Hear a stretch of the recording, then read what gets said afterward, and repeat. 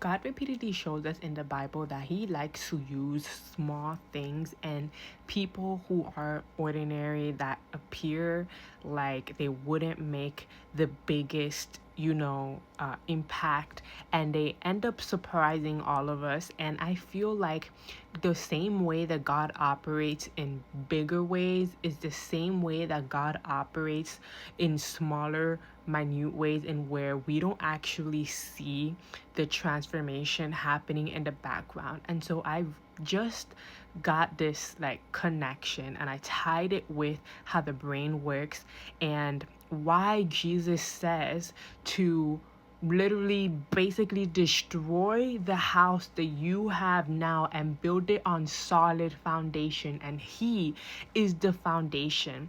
And I tied that together with Exodus, where you see how God is telling Moses to go to the king and perform these miracles, right? And you see that the magicians, they're called into the same location, and the king asks the magicians to do the same things, and they were able to do the big grand things like turn the staff into a snake and turn the lake or the water into blood, right? Assuming that maybe it was just a small portion of water that they turned into blood and not the entire, like area of lake or whatever, river, whatever that they had. I don't remember.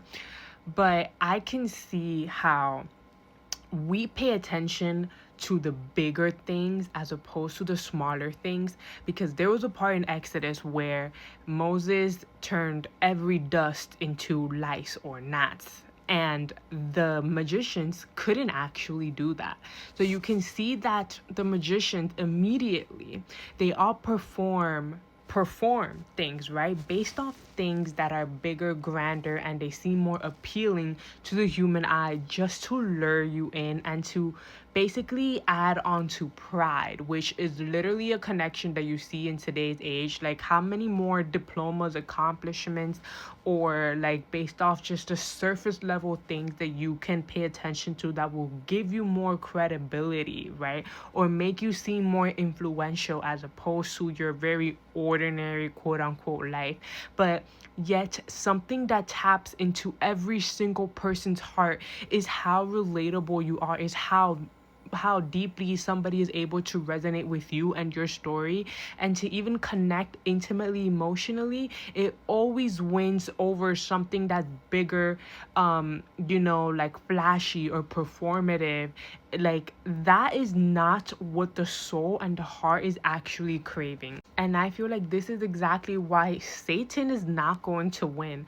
But apart from all of that, the way that the mind works is like, you have to do consistent actions, repetition, reminding yourself. There's gonna have to be a lot of delays between your emotion and a behavior that you no longer want to participate in, so that you can actually crack that open, break that neural pathway, and start a new one.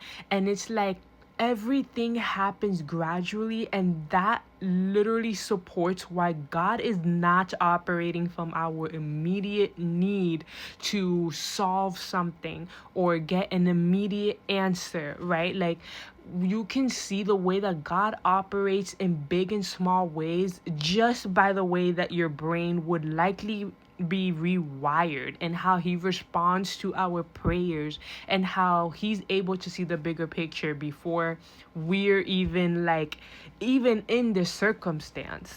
Yeah, so I was just thinking, like, when we're called to break out of a habit and break out of a cycle, it's it's literally like the devil, Satan himself, like trying to tell you that you're still not there yet. You're never gonna be that person. Look at all your mistakes. Look at how many times you reverted back to the same pattern, the same person, the same circumstance, the same behavior. But God is literally, by example, by example, by his own existence and by what he's shown you in the Bible, showing the way that he operates literally regulates our nervous system, because it's gradual growth that produces long-term transformation.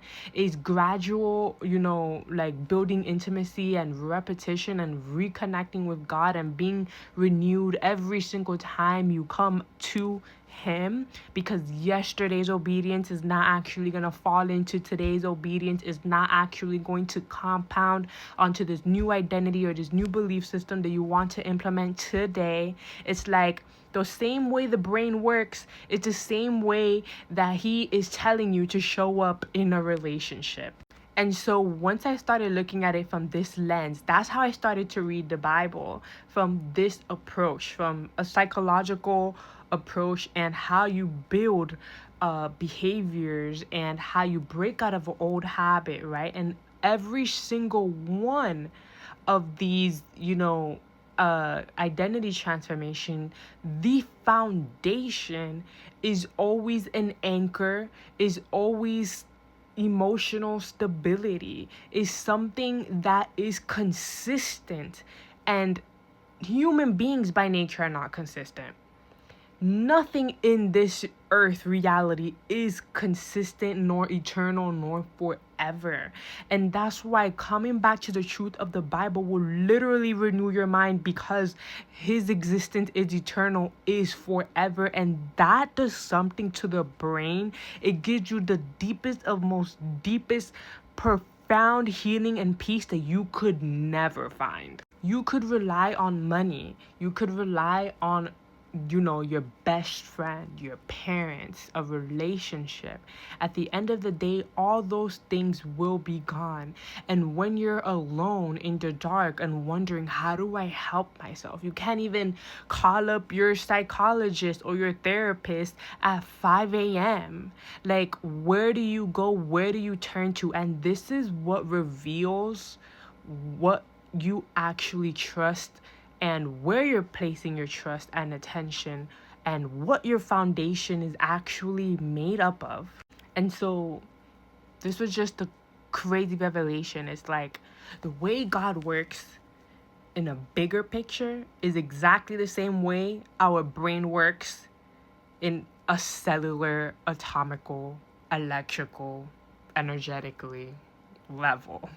That's my revelation for today, as I'm watching my testimony that I'm redoing right now, and I keep stuttering in it. So if you're interested in that, you're gonna be able to hop onto my YouTube video after I probably post this.